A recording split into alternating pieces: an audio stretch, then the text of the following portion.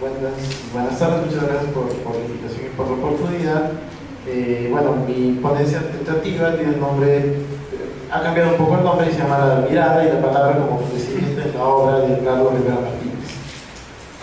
Voy a empezar. Dentro del contexto de la narrativa de la segunda mitad del siglo pasado, más específicamente con la literatura del indigenista del Perú, Carlos Rivera Martínez es uno de los autores más importantes y complejos que han aparecido y su obra es reconocida al unísono como una de las mejores expresiones literarias contemporáneas. Libros de relatos como El Unicornio, Azurita, El Ángel de Acongate, Danzantes de la Noche y de la Muerte, o una novela tan extraordinaria como País de Jauja, son ejemplos de la capacidad literaria del autor. Dentro de sus mayores logros también es universalmente reconocido el aspecto de cómo Edgardo Rivera trabaja la transculturalidad en su obra, y el hecho como se ha estructurado un universo armónico a partir del complejo tejido artesanal entre la vivencia del Ande y la técnica y el lenguaje occidental.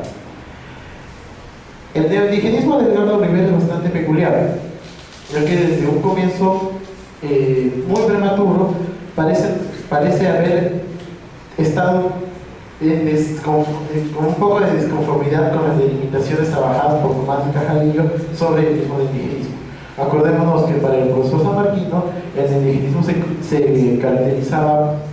en cuatro aspectos importantes: la incursión del realismo mágico en la narrativa contemporánea, el lirismo como elemento conformador del relato, la mejora de la técnica y la incursión con otras problemáticas, la mejora de la técnica y la incursión de las problemáticas concretas del sector indígena. Podemos ver que ya desde los primeros relatos de Edgardo Rivera, esas cuatro características parecen ser sobrepasadas. Y vemos que mayormente esa obra ya ha sido leída por la crítica especializada como una obra que corresponde a un universo armónico que, no obstante, no ser completamente conciliador entre sus actores y entre sus circunstancias, deje entrever las contradicciones y las complejidades propias del universo cultural y de la propuesta cultural peruana en su misma obra. Con tal objeto, vamos a volver a configurar esta perspectiva de trabajo en la presente ponencia. ¿A qué nos referimos con ello? No estamos negando la multiculturalidad y la transculturización en el sentido de Ángel Rama de la obra de Edgardo Rivera,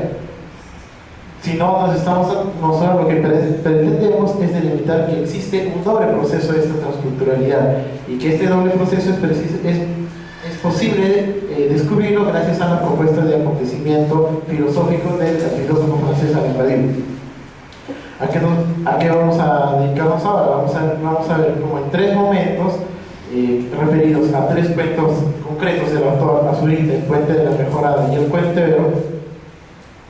La temática y el universo andino aparece como un saber que en algún momento tiene que ser superado y tiene que ser deconstruido a partir de un acontecimiento para que ese saber andino se vuelva una verdad andina, es decir, se vuelva una nueva estructura de ver el mundo, se vuelve un nuevo mundo y una nueva posición a partir de una respuesta ética de parte del narrador. No se preocupen, sé que es un poco complicado, pero creo que con el recorrido de los relatos vamos a entender más o menos a qué nos vamos a referir. Muy bien. Sí, eso es lo que vamos a ver. Ahora, hay un pequeño problema con el planteamiento sobre el acontecimiento. Hay que tomar en cuenta que el aspecto importante consiste en el hecho que utilizaremos la propuesta filosófica que había comentado de Francés Alain Badiou, para quien el arte no es un producto de la profunda sensibilidad de un individuo o del desciframiento cultural de un aspecto importante de la vida social. El arte o la obra de arte es un procedimiento, es una operación que implica un develamiento filosófico comprometido con una verdad, siendo la verdad a su vez un proceso que suspende las estructuras normativas políticas del individuo, del sujeto, que la cultura lo ha tenido atado. Es decir, para Alain Badiou, el arte es una forma de superación, es una operación filosófica que deconstruye y sabotea el complejo cultural, las estructuras culturales, y que permite reconfigurar la vida o la convivencia social entre los individuos y entre los sujetos. El acontecimiento reconfigura la visión del mundo entre los sujetos y en el caso del relato ficcional implica develar un vacío en el lector. Es decir, se presupone que el lector va a tener un vacío que solamente será llenado a partir de una verdad encubierta por el acontecimiento de la narración. Yendo al caso concreto de los tres relatos, recordemos más o menos en qué consiste. Asurita es uno de los primeros relatos de nuestro autor, en la cual un minero llamado Tadeo Umazuko llega a unos nuevos campos mineros en los cuales se encuentra precisamente este mineral extremadamente rico, extremadamente raro, y con lo cual espera poder superar su condición de informalidad, su condición de desamparo en la que se encuentra y poder en algún momento reconciliarse con su familia. No obstante, Tadeo encuentra a partir de la rememoración con su familia varios puntos muy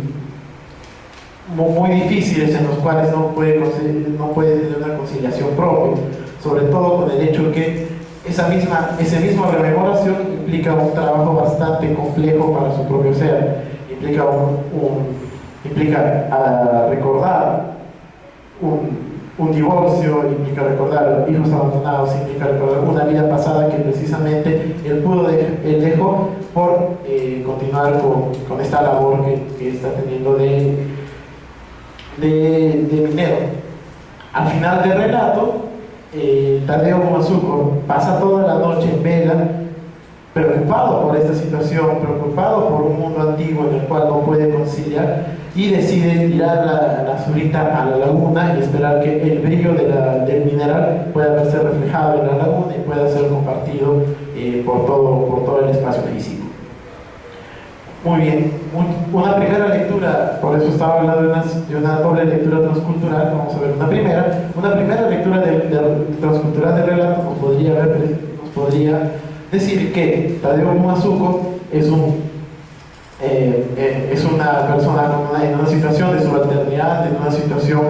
complicada, en la cual logra darse cuenta de toda la complejidad económica, social, y todo el desamparo que le provoca que provoca la minería del ser humano, y él prefiere dejar la piedra a la tierra misma. Él prefiere que esa tierra no sirva, y que esa piedra no sirva para continuar este ciclo de decadencia en el que él ha estado viviendo y que lo ha alejado de sus seres queridos. No obstante, queremos subvertir esta mirada a partir de un acontecimiento, el acontecimiento del canto del minero. El canto del minero es una constante dentro del mismo relato, en la cual él sigue recordando precisamente un guayno del minero, del minerito. Este acontecimiento nos parece que a partir de la voz le permite a Tadeo superar esa situación de desamparo en la cual estaba llevándose a cabo. Con lo cual podríamos determinar que no solamente Tadeo no tiene un problema de transculturalización directo, sino que precisamente logra superar el trauma de su vida pasada con un canto. Y ese canto de minero hace que nos podremos proponer que ese canto de minero es el que al final permite a Tadeo reconstruir toda su vida y dejar la tierra ahí, dejar el mineral ahí, no sencillamente por una razón enteramente culturalista, sino también porque el canto de minero implicaba una decisión ética, implicaba rememorar un tiempo pasado mítico, válido, pero que tiene que ser superado continuamente. Otro ejemplo que podríamos determinar para ver precisamente cómo el acontecimiento cubre una verdad mucho más compleja en los relatos de Eduardo Rivera, viene con un cuento posterior sobre el puente de la Mejorada, a partir ya de la mirada como un acontecimiento. Severiano Martínez, recordemos, es un negociante que llega al pueblo de la Mejorada y precisamente recuerda desde el comienzo del relato como un fantasma, una figura fantasmática que ha venido carcomiendo su ser desde el comienzo, desde hace muchísimos años, se encuentra presente en ese relato, se encuentra presente en ese lugar. Precisamente en el relato, Severiano Martínez empieza a recomponer un poco su vida de la misma manera que Tadeo Pomanzuco, pero no obstante se percata que en el puente de la Mejorada encuentra un fantasma de niñez que consistía en una figura alta, en una figura oscura que no dejaba ver la cara en una posición alta, ¿no? O sea, en un plano superior. Severiano Martínez luego se percata que esa misma figura es un ángel que estaba en la punta del puente de la Mejorada y que por fin se puede enfrentar a él sin que ellos se conviertan en una pesadilla mucho mayor. ¿A qué nos referimos con un acontecimiento por esa mirada del ángel? Nos referimos a que Martínez configura un mundo en el cual la mirada del propio, configura un mundo a partir de la mirada que tiene en concordancia con el propio ángel. El ángel le responde como un fantasma a alguien que le responde como un fantasma, como alguien que desestructura el mundo, desestructura esa seguridad, pero que no obstante vuelve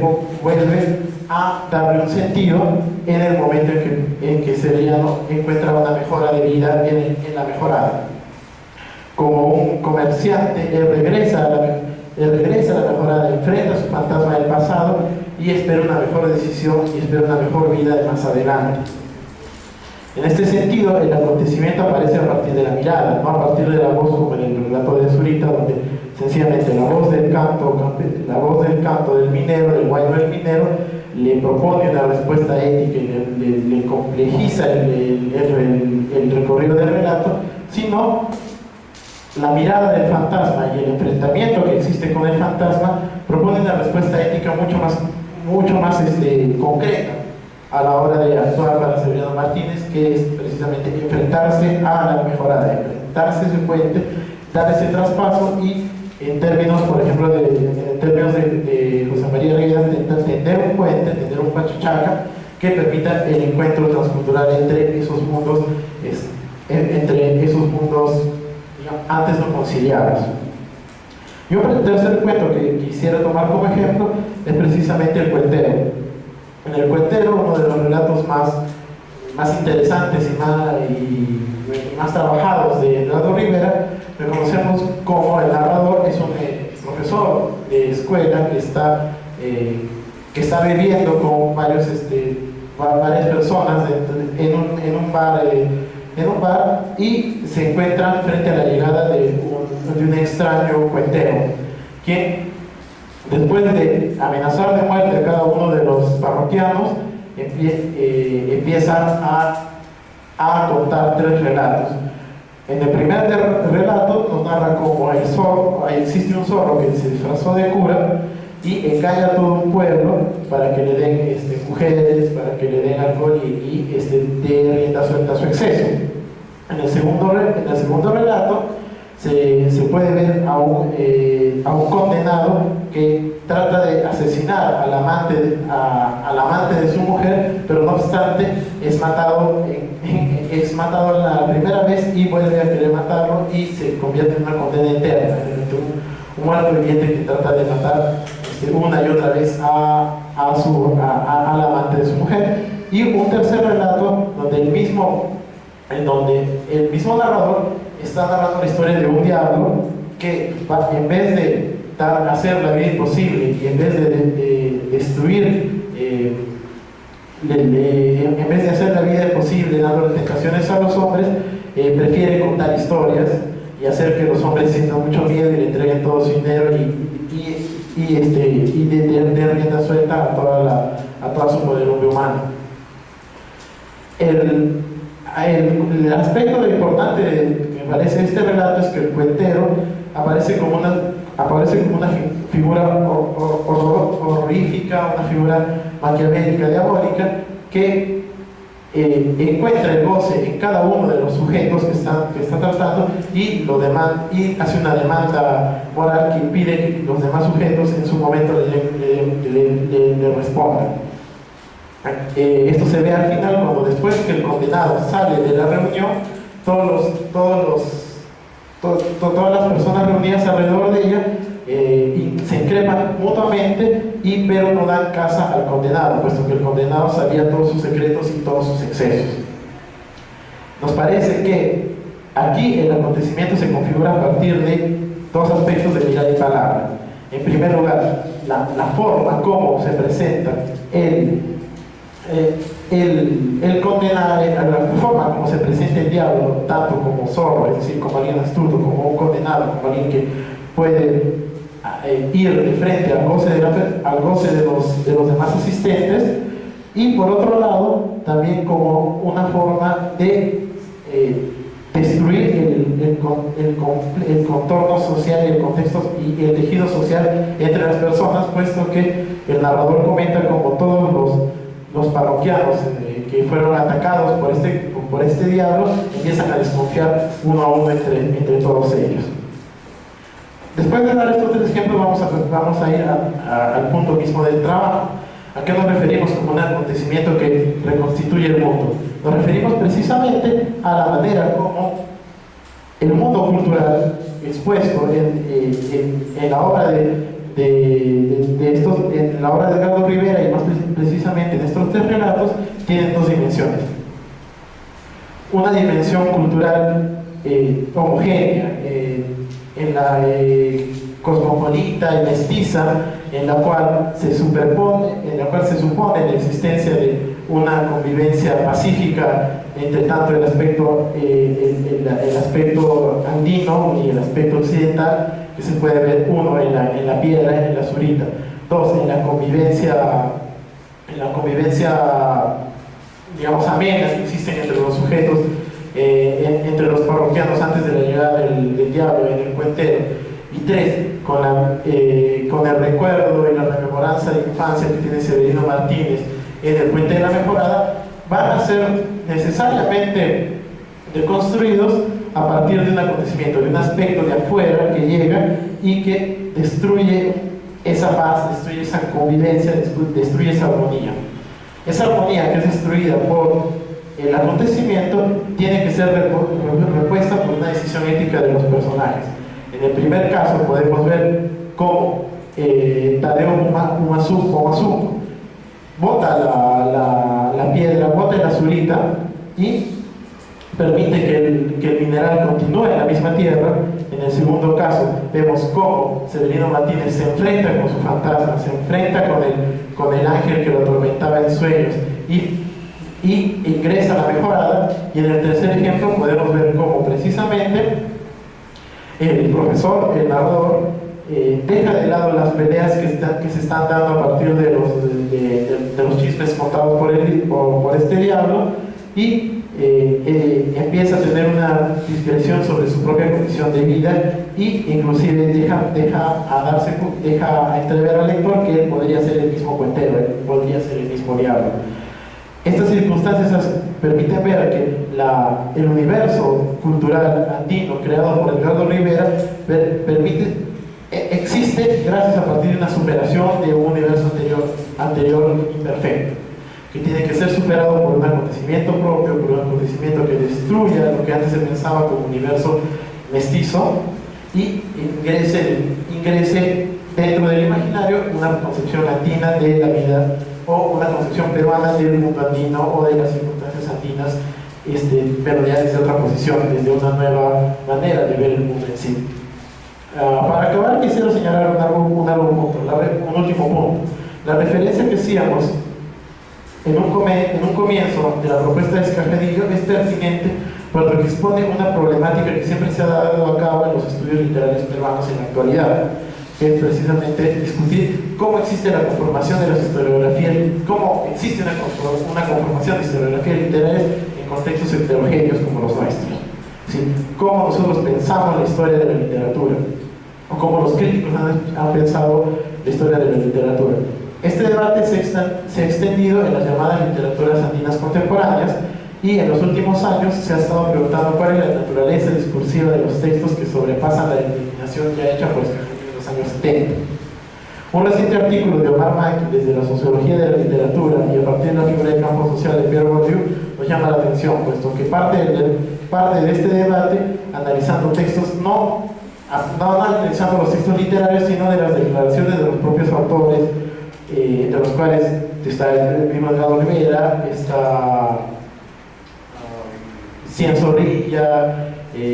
Oscar Colchado,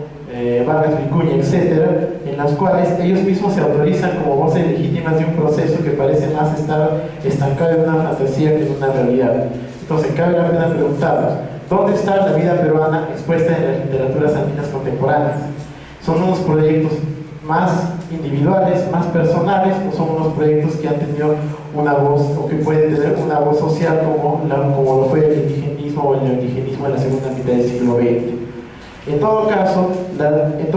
una respuesta particular de Edgardo Rivera permite entender que la superación para una vida social entendida en la totalidad de lo peruano implica también un trabajo de construcción de un pasado, implica un trabajo de construcción de ese paradigma neoindigenista y dar pie a una nueva vida social y literaria a partir de la heterogeneidad y a partir